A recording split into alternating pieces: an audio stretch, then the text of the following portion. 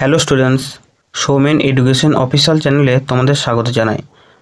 আজ আমি আয়তঘন চ্যাপ্টারের কোষিক চারের অঙ্ক শুরু করব।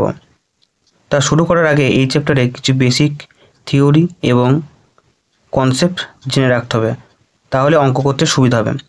চলো শুরু করা যাক ক্লাসটি। প্রথমেই জানতে হবে আয়তঘন জিনিসটা কি বলেছে আগে দেখে নিই। এই চিত্রটা ভালো করে দেখো। এই চিত্রটা কি বলেছে, এই রকম ঘনবস্তু যার প্রতিটি তল আয়তক্ষেত্রাকার, মানে কি এই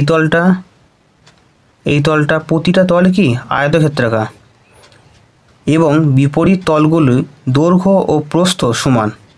মানেটা কি, মানে এই তলটার বিপরীত তল যদি তলার নিচের তলটা হয়, তাহলে এই দৈর্ঘ্যটা যা হবে এই দৈর্ঘ্যটা তাই হবে, এই প্রস্থটা যা হবে এই প্রস্থটা তাই হবে, এই উচ্চতা যা হবে এই ধারে উচ্চতা তাই হবে। এবং সন্নিহিত তলগুলো পরস্পরের উপর লম্ব, তাকে সমকোণী চৌপল বা আয়তঘন বলে। সন্নিহিত তলগুলি মানে কি পাশাপাশি তল, মানে এই তলটা আর নিচের তলটা পরস্পর কি 90 ডিগ্রি কোণ করেছে, সেই রকম ঘনবস্তুকেই আমরা কি বলবো, আয়তঘন। ঠিক আছে, এবার এই আয়তঘনের কটা বাহু, কটা কর্ণ, এগুলো কিছু কিছু জেনে রাখা দরকার আছে, তাহলে অঙ্ক করতে সুবিধা হবে। তাই এই আয়তঘনের কটা বাহু আছে দেখে নিই। 1টা 2টো 3টে 4টে 5টা 6টা 7টা 8টা 9 10 11 12, আর টোটাল বাহু সংখ্যা হচ্ছে 12টি। তল সংখ্যা কটা, 1টা 2টো 3টে 4টে, এই সামনে একটা আর পেছনে একটা, টোটাল কটা 6টা। তাহলে আয়তঘনের তল সংখ্যা হচ্ছে 6টা। আর একটা জিনিস, যে দৈর্ঘ্য প্রস্থ আর উচ্চতা হলো সমকোণী চৌপলের মাত্রা, এটাও তোমাদের জেনে রাখার দরকার আছে। চলো এবার আমরা কিছু সূত্র জেনে নিই। এই চ্যাপ্টারে যদি এই কটা সূত্র মুখস্থ করে ফেলতে পারো, তাহলে সমস্ত অঙ্কই প্রায় হয়ে যাবে। আয়তঘন বা সমকোণী চৌপলে সমগ্রতলের ক্ষেত্রফলের সূত্র হচ্ছে 2 দৈর্ঘ্য গুণিত প্রস্থ প্লাস দৈর্ঘ্য গুণিত উচ্চতা প্লাস প্রস্থ গুণিত উচ্চতা। 2 নম্বর সূত্র হচ্ছে ঘনকের সমগ্রতলের ক্ষেত্রফল সমান 6a²। এটা হচ্ছে বাহু, যদি ঘনকের বাহু এ হয়, তাহলে যে কোনো একটি তলের ক্ষেত্রফলের সূত্র কি a²। তাহলে 6টা তল আছে, তাহলে কি হবে 6a²। তারপরে ঘনকের আয়তন সমান হচ্ছে একটি বাহুর দৈর্ঘ্য তার হোল কিউব। ঘনকের কর্ণের দৈর্ঘ্য সূত্র হচ্ছে √3 ইন্টু বাহুর দৈর্ঘ্য। আয়তঘনকের আয়তন সমান দৈর্ঘ্য গণিত প্রস্থ গণিত উচ্চতা। আয়তঘনকের কর্ণের দৈর্ঘ্য সমান √ওভার দৈর্ঘ্য স্কোয়ার প্লাস প্রস্থ স্কোয়ার প্লাস উচ্চতা স্কোয়ার। আর ঘরের 4 দেয়ালের ক্ষেত্রফল সমান 2 ইন্টু দৈর্ঘ্য প্লাস প্রস্থ গণিত উচ্চতা। তাহলে এই 7টা মতো সূত্র যদি আমরা মুখস্থ করে ফেলতে পারি, তাহলে কি অঙ্ক করতে সুবিধা হবে। চলো কোষে থেকে 2 করা যাক। 1 নম্বর অঙ্ক থেকে শুরু করি। আমরা পরিবেশের 4টি আয়তঘনাকার ও 4টি ঘনক আকার বস্তুর নাম লিখি। তাই আমরা যে পরিবেশে যেসব বস্তু দেখতে পাই, তার মধ্যে 4টি আয়তঘনাকার লিখতে হবে এবং 4টি ঘনক লিখতে হবে। একের অঙ্ক, তাহলে 4টি আয়তঘনাকার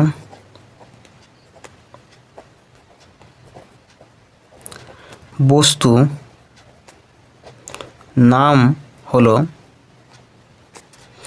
1 নম্বর দেশলাই বাক্স,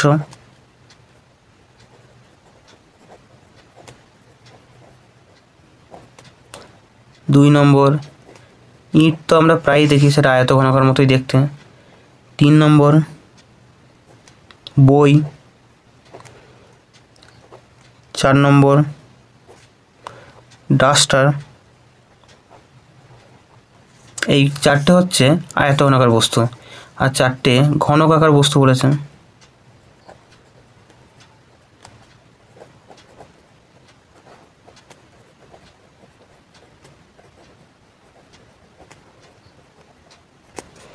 এক নম্বর হচ্ছে রুবিক্স কিউব, যেগুলো হয় রুবিক্স কিউব।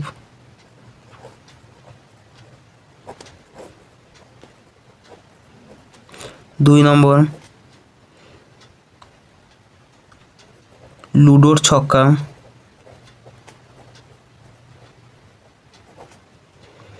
3 নম্বর আইস কিউব হবে, আর 4 নম্বর ঘনকাকার বাক্স হবে, যে কোনো ঘনকাকার বাক্স হতে পারে। চলো 2 নম্বর করা যাক। 2 নম্বর অঙ্ক, পাশের আয়ত ঘনকার চিত্রে তলগুলি, ধারগুলি ও শীর্ষবিন্দুগুলি নাম লিখি। তাহলে এই চিত্রটা, তাহলে এই চিত্রের মধ্যে কতগুলি ধারের নাম লিখতে বলেছে, শীর্ষবিন্দুর নাম লিখতে বলেছে এবং তলগুলির নাম লিখতে বলেছে। তা তলগুলোর আগে নামটা লিখি। চিত্রে তলগুলি হলো 1 নম্বর তল এ বি সি ডি, এ বি সি ডি। 2 নম্বর তল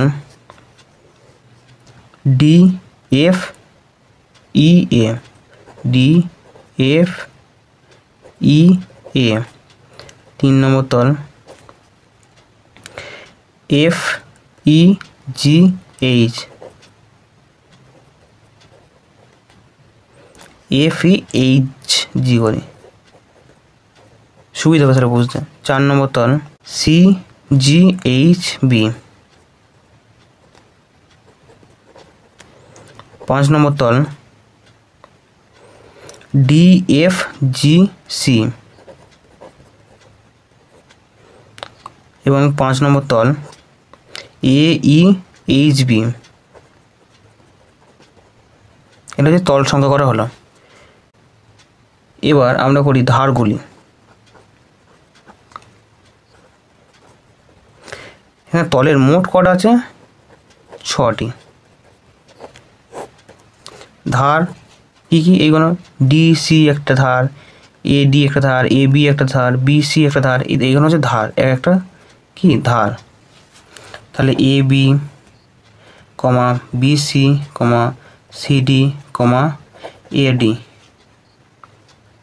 কমা F D comma F E comma A E. তারপর হবে E H comma B H comma F G comma C G. মোট কটা হলো? 1 2 3 4 5 6 7 8 9 10 11। 11টা। তাহলে আরেকটা আছে নিশ্চয়, টোটাল 12টা। তো তাহলে এইচ জিটা বাদ গেছে। মোট 12টি আছে ধার। এবার বলেছে শীর্ষবিন্দু।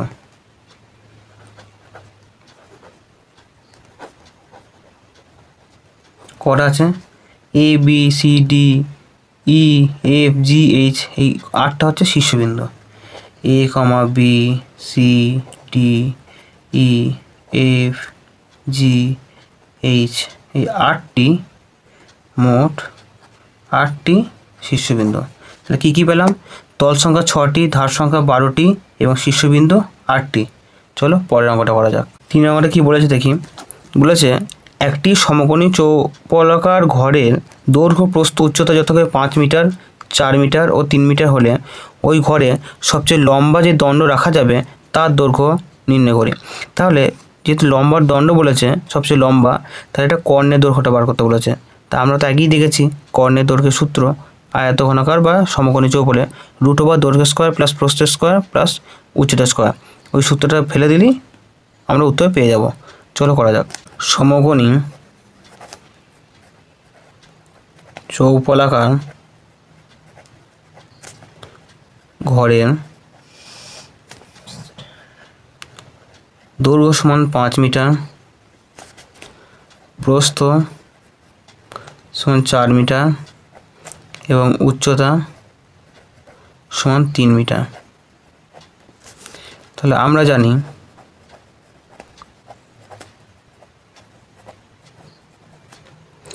কর্ণ সমান কি? রুট ওভার দৈর্ঘ্য স্কোয়ার প্লাস প্রস্থ স্কোয়ার প্লাস উচ্চতা স্কোয়ার।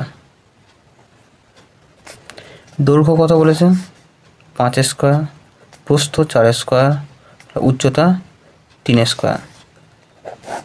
25 প্লাস 16 প্লাস 9, তাহলে 25, 16 আর 9 যোগ করলে কত হচ্ছে দেখে নিই।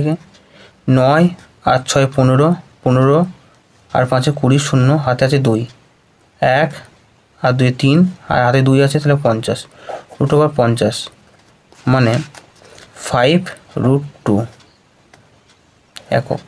তাহলে ওই ঘরে 5√2, যেহেতু মিটার বলেছে একক হবে না, এখানে মিটার হবে, 5√2 মিটার দৈর্ঘ্যের দণ্ড রাখা যাবে। এটা হচ্ছে অ্যান্সার।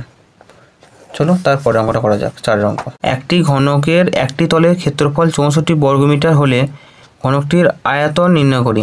যেহেতু একটি তল বলেছে, একটি তলের ক্ষেত্রফল আমরা জানি এ স্কোয়ার, যদি বাহুর দৈর্ঘ্য এ হয় তাহলে ক্ষেত্রফল হলো এ স্কোয়ার, তাহলে এ স্কোয়ার সমান 64 ফেলবো। তারপরে ওখান থেকে এর মান বার করে আমরা আয়তন সহজেই বার করতে পারবো। এটা যদি ঘন হয়, প্রতিটি বাহুর দৈর্ঘ্য যদি এ করে হয়ে থাকে, তাহলে উপরের তলটা যে কোনো একটা তল বলেছে, যে কোনো একটি তল বলেছে, আমরা যদি উপরের তলটা ধরি তাহলে উপরের তলের ক্ষেত্রফলের সূত্র কি? এ স্কোয়ার। অতএব একটি বাহুর দৈর্ঘ্য এ যদি ধরি তাহলে ক্ষেত্রফল কত হবে?